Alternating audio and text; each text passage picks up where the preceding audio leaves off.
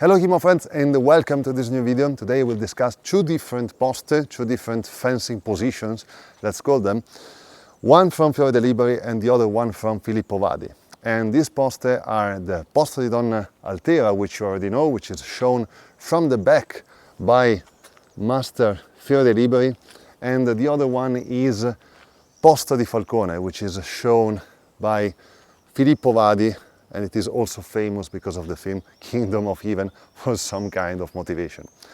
Now, I wanted to discuss the two poste because actually they are basically the same archetype of position, and they are actually described in basically the same way. Fiore tells us that Posta di Donna Altera can defend in the Zascaduna maniera, which means in every single possible way. And the same is mentioned by Filippo Vadi while talking about Posta di Falcone. Now, defending, that's one tricky thing which is related to interpreting the sources, basically. Defending for us means like covering, pairing, etc. But defending in general means like delivering attacks to most probably cut down the opponent and stop the opponent from hitting us, because that's the actual defense in the end. So if you are defending yourself, chances that you want to stop the opponent from hitting you, and the other way in which you can is to stop the opponent from being able to fight. That's the idea. So when, first of all, when you are interpreting this kind of positions, you have to remember that defending in every possible way means that these poste are able to land every single attack. And in fact, Fiore specifies it. And he says that Posta di Donna Altera may land all the 7 blows of the sword. And actually, it is the same thing for Posta di Falcone. Now, in one case, in Posta di Donna Altera, it seems, by the decision of the master to show it in a specific kind of way, so from the back with the sword in this kind of position, it is clear that this posta in the mind of Fiore is related to an action which happens mainly during the fight, not necessarily at the beginning. In fact, when Posta di Donna it is presented in other ways, such in this kind of way, for instance, it seems that it is the posta, the version of the posta that you use when you are approaching the opponent, which is not altera, you know. Altera is over the head. It's like soprana e altera, so over the head, basically. And instead, Posta di Falcone is clearly over the head, and we have this kind of position represented there. Posta di Donna for Vadi is another kind of position, which resembles more this version of the Posta di Donna of Fiore. And in this kind of posta, be it like Posta di Falcone or Posta di Donna Altera, we can in fact deliver all the 7 blows of the sword. This is the peculiarity of this posta.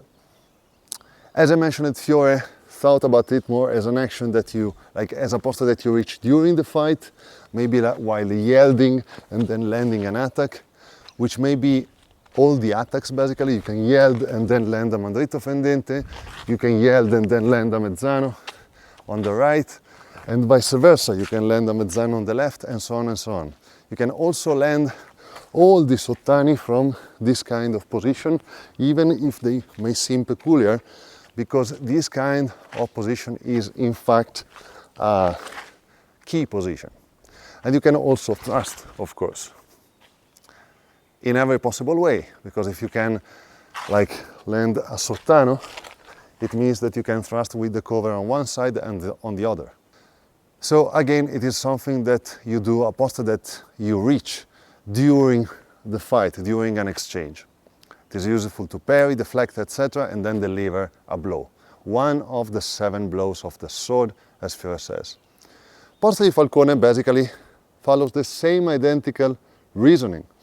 So from Posta di Falcone you can deliver all the 7 blows of the sword, because you are in a key position which may strike easily from all the possible directions.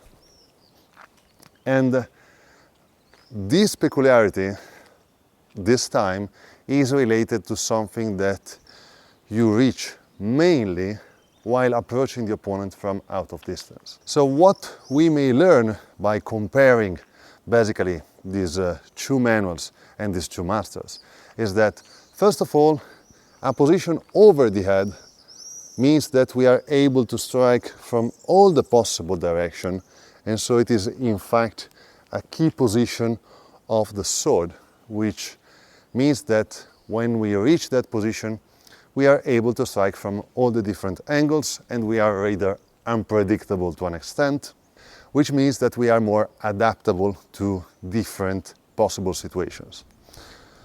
At the same time, we also learned that it seems that for Fiore, reaching this kind of position during the fight means that he was less eager, most probably, to strike directly from this kind of position compared to preferring other tactics. So it seems that he prefers, funny enough, to fence from below in most of the cases.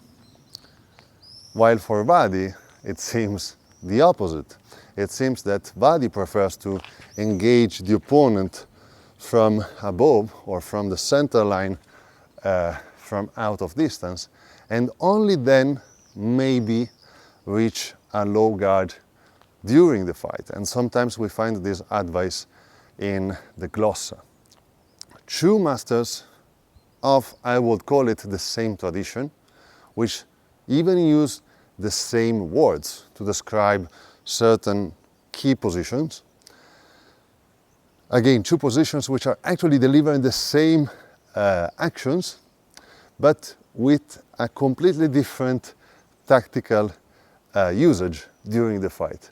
So Fiore prefers to reach that position during the fight, Vadi prefers to use that position from out of measure and then maybe reach other positions during the fight. I find it extremely peculiar, extremely interesting, because in this we see how fencing evolves during the years, during the decades, and while the human body remains the same, with the same abilities, the same qualities, the same angles of attacks from the same quadrant, the way in which fencing is applied changes depending from the mind of the fencer, maybe the sword, and also the evolution of the tradition through time. Very good, people. I hope you will find this video interesting. I decided to make a slightly different format in which I discuss various poste and various masters in relation to each other. Of course, the one of the Italian tradition which I know the most. And I hope you will find this video useful in some way. Thanks for watching again, and as always, see you next time.